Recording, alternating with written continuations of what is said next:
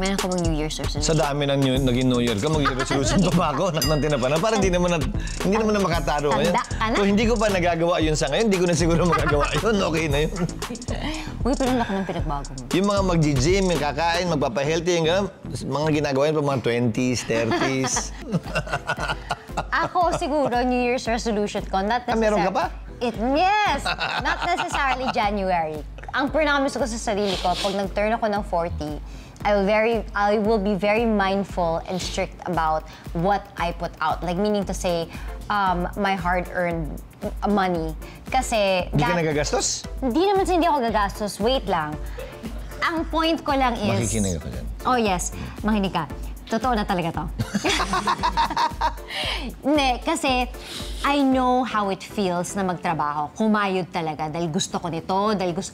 Kasi I'm lucky, in that way, I'm privileged ako na hindi naman ako naging breadwinner in a sense na sa pamilya ko. Pero ibig sabihin, lahat ng meron ako, lahat ng suot ko, pinagtrabawan ko. As in, talagang pinagpuyatan ko, talagang pinilit ko yan para mabili ko yung mga meron ako.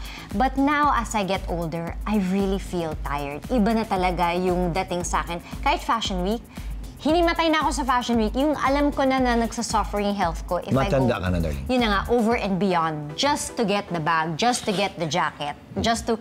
These mga ridiculous things na ginagagamit ko naman sa trabaho ko, but I will not use that anymore to justify. I will really review talagang hihigpitan ko yung belt ko pag gumagastos ako. Kahit yun na lang, okay na ako doon. Happy na ako doon. Wala ka namang kinalaman doon. Kahit na yung sa ugali, di mo na baguhin yan lang, okay yes, na. Okay. Kasi ito yung ano namin, ano sinasabi mo, yung the pot. Share the pot, share the pot. Kasi yung iniisip ko sa tao na ginagastusan mo ako na ginagawa. Yung pot story. Kahit na may prenup kami, na alam mo yun, parang nan-late man ako, pinirmahan ko pa rin. Kahit may prenup kami, sabi ko nga sa kanya, sa dulo, pareho pa rin yun. Kasi kung meron siya, wala ako, edi siya pupuno nun. Kung wala siya, meron ako, edi ako rin naman ang pupuno nun. So, wag niya ako idamay sa kalokohan niya na ikaw na bumili nito sa akin para hindi na ako. Sabi ko, ganun din yun. Anong natutunan ko from you? Parang wala naman. Anong sasabihin ka? Hindi sa anong natutunan mo eh. Lilisan lang ako. Marunong ka na ba magluto? Yes, I can survive. Marunong ka ba magpalit ng lampin? No.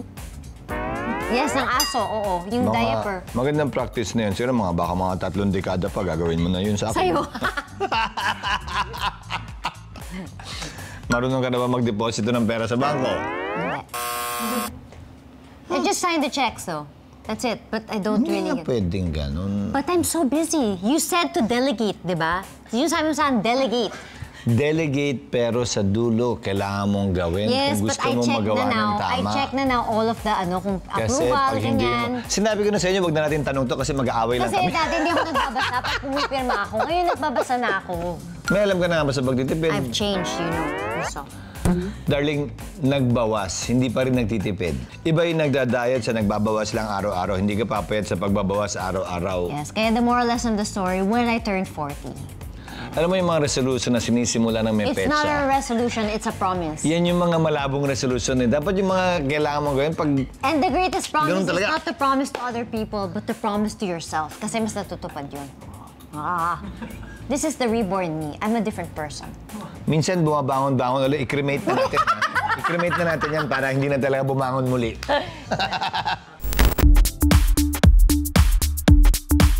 What is the best way to, kunwari, know your worth and when you're doing, yung nagde-deal na kayo, to ask kung ano yung worth mo, kung magkano yung sweldo, paano yung magandang approach doon?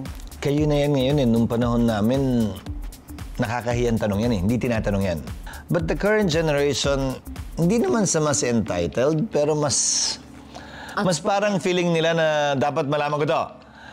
Ang problema, kung ang boss, yung mag-hire, yung abutan nila ay galing pa sa henerasyon ko, hindi maganda yung magiging tingin doon. Kung galing sa henerasyon din nila na ganyan din mag-isip, edi well and good. That's a good way of putting it, ha? Try to find out in a nice way. I presume, bago ka mag-apply, dapat inalam mo na, di ba? So for me, still be respectful in whatever it is you want to ask and find out. And at the end of the day, Complete staff work cannot be beaten. So dapat alam mo na kung magkano yung sweldo mo bago ka pa mag-apply sa anumang posisyon ng kumpanya. When to help and when to stop helping. Ano yung pinakamagandang advice dyan? Para sa akin, ang rule ko palagi dyan, imbis na magpautang ka sa nangangailangan ng tulong, magbigay ka na lang ng mas mababa. Yes. Yung kaya mo talaga at bukal sa kalooban mo, nang hindi mo na ine-expect na babayaran ka. Yeah. Kesa magpautang ka nung kailangan niya at aasahan nung mababayaran pa, pag-aawayan niyo lang yun eh. Kasi iba ako dati. Pero ngayon nagbago na ako. Everything goes through a system now because I have a hard time to say no. Nahihirapan akong humindi, especially pag I'm very, na-awkward ako. Yung, syempre, ang ganda-ganda ng suot ko, tapos utang ng 100,000 yung, hindi ko alam nung sasabihin ko, di ba? But now, it really goes through, like, it has to be filtered. I usually say, let me ask my staff. It has to go through the office. Give me time. Let's see if I can do it. Kasi it goes through a system. Dudutuan ko lang. Pero na-discover ko sa buhay ko, mas maluwang yung pera pag mas maluwag dumating, pag mas maluwag ka rin magbigay at tumulong.